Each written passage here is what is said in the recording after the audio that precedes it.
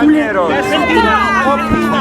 Allá hay algunos que están gritando no sé qué contra Cuba. Aquí. C'est l'Argentine.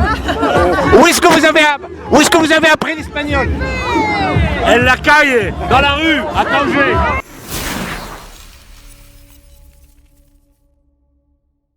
Tout le monde a compris ce qu'on a voulu dire quand on a dit qu'il fallait que je sois le Premier ministre. J'ai vu un reproche qui m'a bien fait rigoler.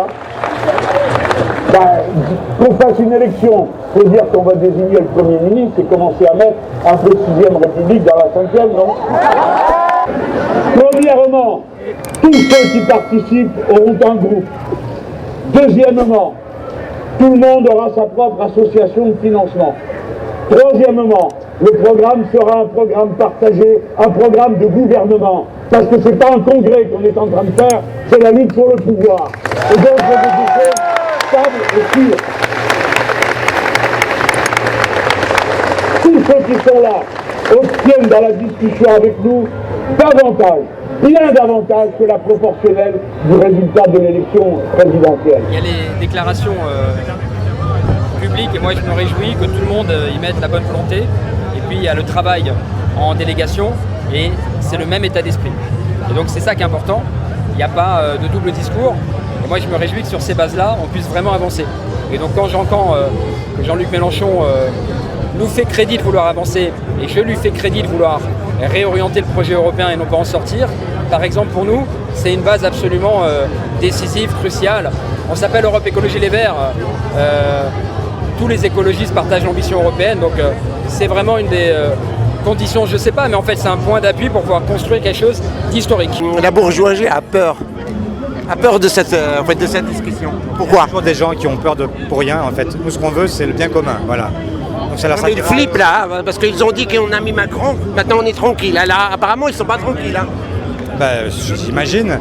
Donc dans ces cas-là, si c'est parce qu'ils ont peur pour leurs impôts, je peux comprendre que ce soit difficile pour eux parce que effectivement, il faut une redistribution dans ce pays. Ça ne peut pas être toujours les mêmes qui payent. Ça, on est tous d'accord.